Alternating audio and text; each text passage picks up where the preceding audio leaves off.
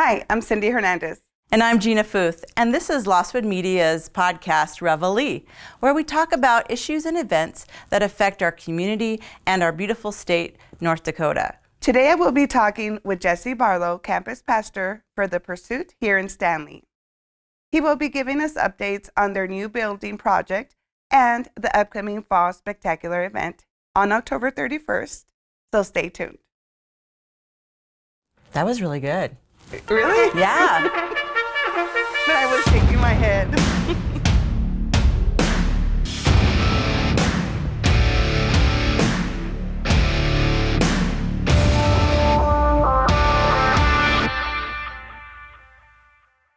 Welcome back, and welcome, Jessie. How are you today? I'm doing good, Cindy. Thanks so much for having me on your podcast. Of course. So why we have you here is, like I said before, we want to kind of talk to you and see where you're at right now. I know there's a new building being built and a lot of fun activities happening, but let's go back to how the pursuit started here in Stanley. That's a great question. I always feel like God has his own plans, and how he gets a person in a certain spot can be completely unexpected. So the pursuit overall, the pursuit started in Minot, North Dakota. It started in 2013. So it's been a little while now. We're coming up on our anniversary here in October. And when the pursuit started over in Minot, the growth that happened right away was, you couldn't describe it. It was unexplainable. The first building we were in, which was the old strip club over in Minot, we weren't even in there for a year and we outgrew it. Wow. And then we became mobile as a church and we moved over to the Sleep Inn, which is on the mall.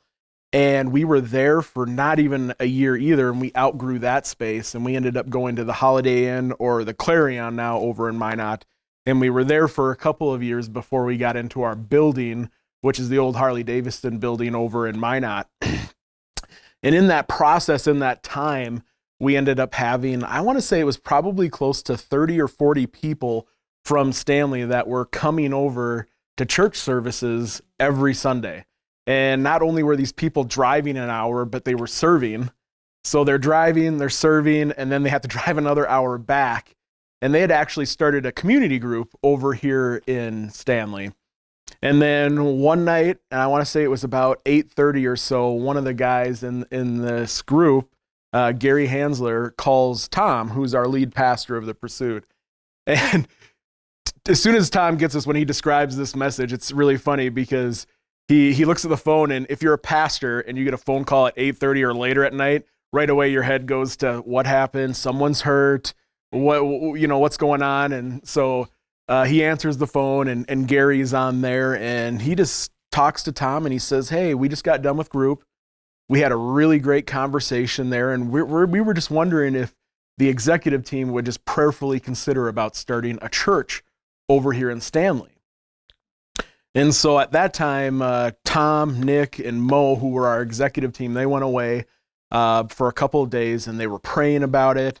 And all of them just really felt like God was just laying it on their hearts that, yeah, I think this is a great idea. And we already had a great core group of people over here in Stanley. So the ball started to roll.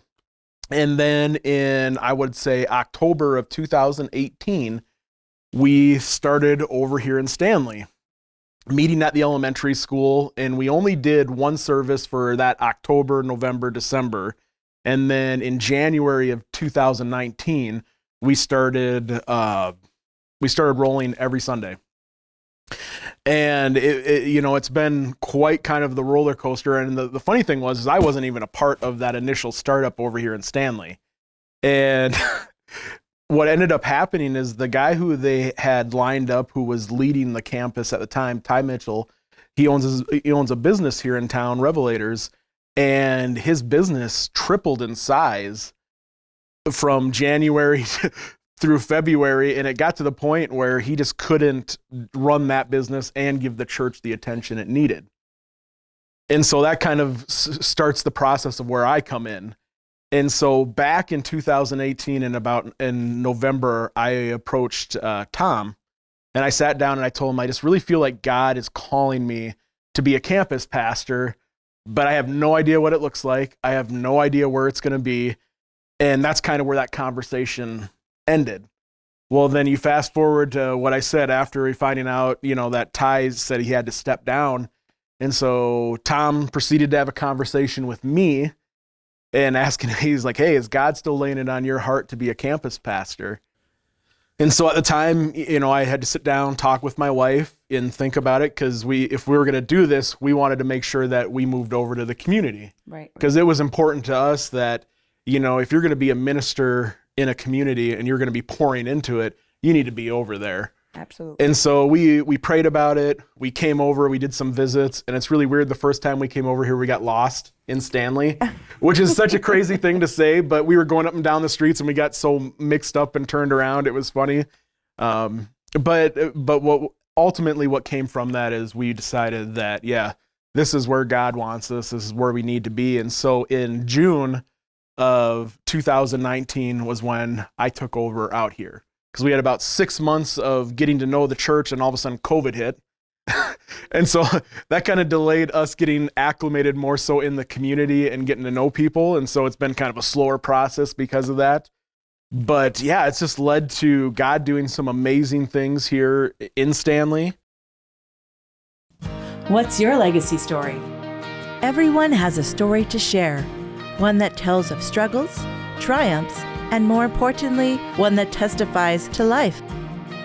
Whether the story be of your own, someone you know, a family, or career, we at Losswood Media, through our legacy videos, can weave together a creative story that can be shared and passed down through generations to come.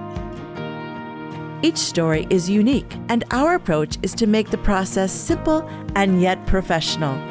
We work with you each step of the way to bring all the pieces together so you don't have to. And at the end, we bring to you a beautiful cinematic legacy movie that will be treasured for years to come. Contact us today to learn more about our one-of-a-kind legacy videos. And let the legacy be told.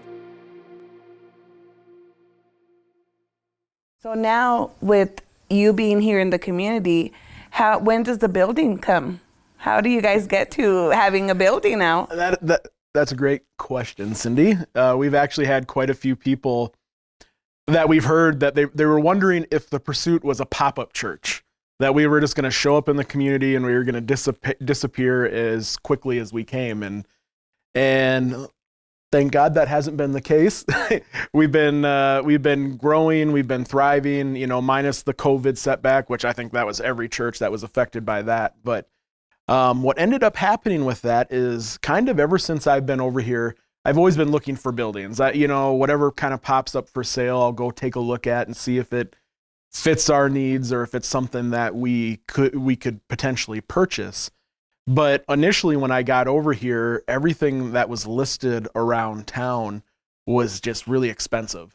And it's understandable from the oil boom and everything, people that had built these big buildings, they wanted to make what they had put into it. And so what ended up happening is 2 years ago, we came across the old Cashwise building here in town, or the old Piggly Wiggly, or however people remember it here. Food Pride, I think it was. Yeah, Food Pride. Yeah. Yep. And so 2 years ago, we put in an offer. They were originally asking $450,000 for that building. And Cashwise or Corburn's was the ones that owned that building. And so we put in an offer to them, and they came back and they lowered it to $50,000. But $400,000 for that building, if you've seen it, it's been sitting empty for 6 years at that point.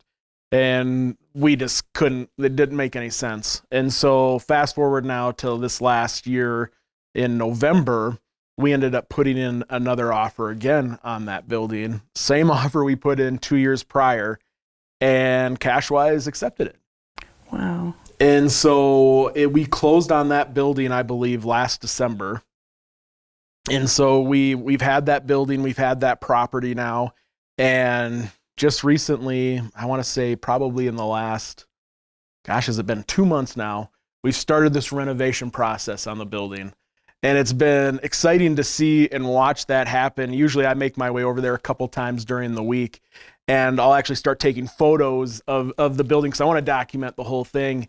And even now, when you go by the building, the south half of the roof is ripped off. Right. Because we have to put a new roof on there because there was an upstairs that in order for us to have the stability in the building, when we ripped that out, we had to put in new rafters. So with that to be said, it's a project going on and it's got people excited. And that's really the great thing too. And, I feel like in small towns, until the church has a building, there's, like I mentioned before, we're a pop-up church or we might disappear. But now with this building coming into fruition now, there's a lot of excitement about it. And another really amazing, great thing that we're looking to do for the community here is we're outfitting that building to be a daycare facility. Wow. And that's really got a lot of people excited too in town, because if anyone knows, that's a big need in this town is daycare. And so with this building being outfitted with that, we should be able to house hopefully somewhere between 30 and 40 kids. Wow, that's amazing. That's going to be a huge thing that we're excited and we're glad that we're able to bring to the Stanley community.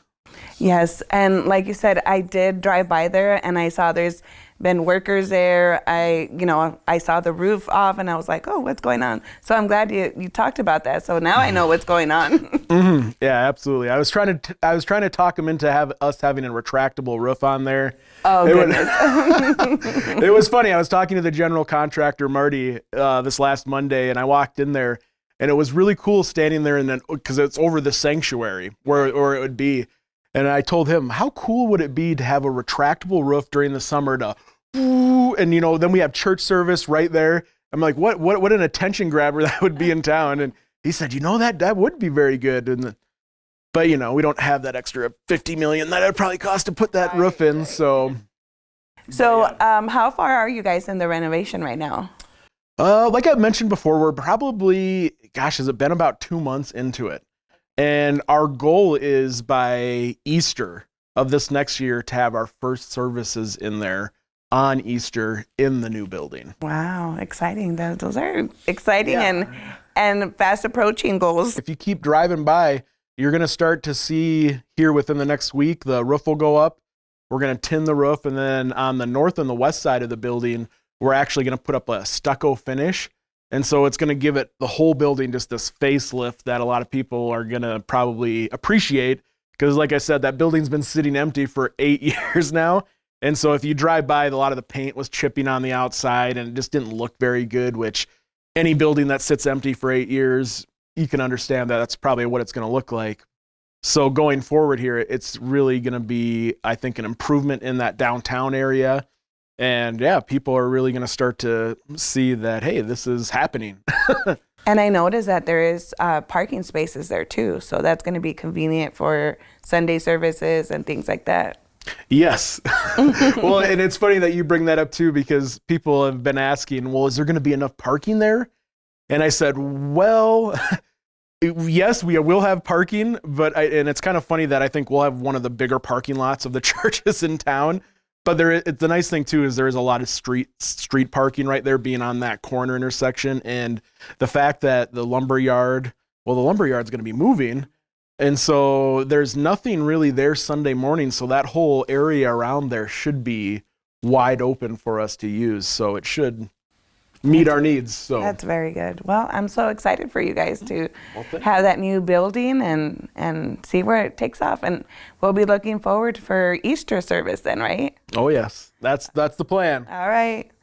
ND Truck Wash, the commercial truck wash specialist in Stanley, North Dakota. Large and small, we wash and detail it all. Powerful dirt requires a high-powered clean, and ND Truck Wash delivers. Contact us today at 701-628-1550 for amazing results and service. There is only one name to keep in mind: ND Truck Wash. So, tell us how your involvement came to play with the Fall Spectacular. Oh, the Fall Spectacular. This is something that I'm really excited about. So how this all got going here. So here in Stanley, it's kind of a merging of two different things. So last year, coming out of COVID and everything, and people still a little leery with it, we wanted to do something in the community that was going to be fun, free, just something to bless the community. Because that's really one of the big things that the pursuit that we have a passion for here is we want to do things that's going to help improve the community and just help pour into it and bless it. And so what we ended up doing last year is we did something called Nerf and Treat. We've come to realize that the population of Stanley, those kids love their Nerf guns. And when we've held these events, we have a great turnout. And last year we partnered with Cashwise and they provided all the food. We did a little bit of trunk or treating in the arena of the fair building. Sorry, I should say that's where we had this event. And then we did a black light Nerf event in one of the, one of the other rooms there in the fair building. And we ended up having, I want to say it was almost over 500 people that showed up to this event. Wow. And so we were really excited about that and just, it was meeting a need. And so this year going forward, we partnered with a couple, I think there were 4 other churches in town we're working with. There's businesses that have given to this event to really take it to the next level. And so what we're trying to do this year is we're combining what we did and then with the Catholic Church has done something in the community. I want to say since 2012 called Holy Ween, where we're merging these and you're getting the fall spectacular. So we're taking what we did last year, what they've done, and then we're taking both of those and then we're adding more. And so that's one of the things that we're really excited with this, because we're going to have the free food. We're going to have trunk or treat. We're going to have that black light Nerf. Mm. But in the other building, we're going to have this giant carnival with inflatable games, carnival games for the younger kids. And then out in the parking lot between these two buildings, we're going to have axe throwing. We're going to have mobile escape room. We're going to have some more inflatable games, a hay maze and mini golf. All these things are going to be happening on this day. And it's all free. And so you can't tell me that doesn't get people excited. Man, I can come and I can feed my family for free. We can have all this fun and do all these amazing things on this night. And so that is really kind of where this whole event has come from. And this starts, what time does it start? So this event will start on October 31st at 5:30 and it goes until 8. So it's just 2.5 hours, plenty of time, because I know some parents are wondering, it's a Monday, I need to get my kids in bed because we have school on Tuesday. And so that's why we tried to keep it in those parameters, just so, hey, you have a good time frame there and the kids can come have fun, get their candy and still get home in time and to go to bed. And it's a safe place for these kids to be at, you know. You get off work, you go have supper, dinner, whatever they call it here, and they have supper at the event. That's what I mean. Like you come to the event, have supper, or Jake would say dinner, and have fun. Get some candies, do some axe throwing, escape rooms. I mean, it's for the whole family. And you brought up a good point too. We were really trying to take into consideration the safe part. And when I say safe too, that area at the fair building, it's well lit. The great thing is the trunk or treat that'll be happening. That's going to happen inside the arena, so it's climate controlled. So you don't have to worry about wondering if your kids are going to freeze or get drenched. You know, they can all come inside. They can go around and do their trick or treating right in there too. And it's well lit, and so you don't have to worry about anything bad happening. So this is an event for the whole family. But when you say whole family, like adults, grandparents, who's all included in this whole family? Absolutely, great question, Cindy. So when I say whole family, this was an event that we wanted to make sure that everyone in the family could stay and have something that they could participate in. Last year, we realized very quickly there were some parents that were dropping their kids off and we'll be back in an hour, see ya. And this year, we really wanted to include middle schoolers, high schoolers, all the age ranges. And so, you know, the Nerf, we've come to realize that ranges from little kids to adults. We had some crazy adults, I will say, in there running around going crazy. I don't know if they were taking out aggression on their kids or what, but It was all fun and games, of course. And then the carnival games that'll happen over in the South Complex, those will be geared more towards the younger kids. You know, there's some easy beanbag toss. We're gonna have some little bow and arrows where they have the Velcro, so you shoot them and they stick to a target. So they're gonna be things geared a lot more towards the younger kids. And then out in the parking lot, what we really wanted to do is create more of an atmosphere where those older kids, adults could go and have some activities themselves. And so we have axe throwing. You know, sometimes people don't know what axe throwing is. You are literally grabbing an axe, you know, like a hatchet, and you are throwing it at a target and trying to see who can get the most points or test your skill at throwing it. And so that's axe throwing, and it's a lot of fun. I've done it before. It's a fun time. And then we are going to include an escape room. You know, those have become actually really popular in the last few years. And the gal that I had reached out for this has a mobile escape room. And so she's going to pull it over in a trailer and she'll park it there. And she said it takes about 15 minutes for each group to kind of go through it. So you'll want to get there early and sign up so you can have a chance to experience that. And then we're going to have mini golf, and mini golf's for everyone too, but that's a mobile setup with the gal that does the escape room. She also is bringing that over. So we'll have that option out there. And then a hay maze. Hey, that's for everyone, you know? So. Well, very important that you said that it's a climate control, because we're in North Dakota. So the weather changes from one moment to the next. So that's really, really a positive thing, I think, in the community, that, you know, parents and the kids, grandparents can come and just have fun together as a family, right? Yeah, I mean, absolutely. That's something that the Pursuit, I think, is really focusing on the community and growing and making it a more positive and stronger community. Safety, obviously, is very important, at least to me as a parent. I am concerned about that. So thank you very much for doing that. So I really appreciate it. And, you know, we look forward to visiting October 31st at the Montreal County building. Is that where it's at? Okay, so 5:30 to 8. 5:30 to 8. Yep. 5:30 to 8. And Jessie's going to be there waiting for you guys. Mm-hmm. Bring the whole family. See you then. Thank you.